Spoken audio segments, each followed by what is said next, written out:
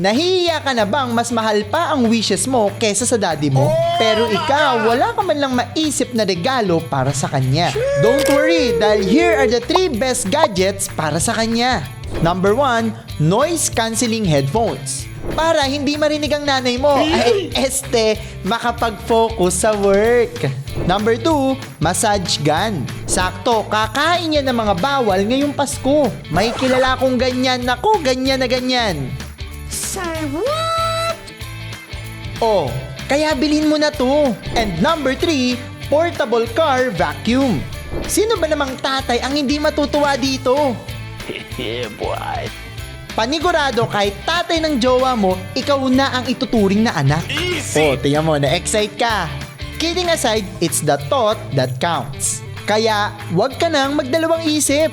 Bilihin mo na to. This is Gadget Supermarket. Merry Christmas!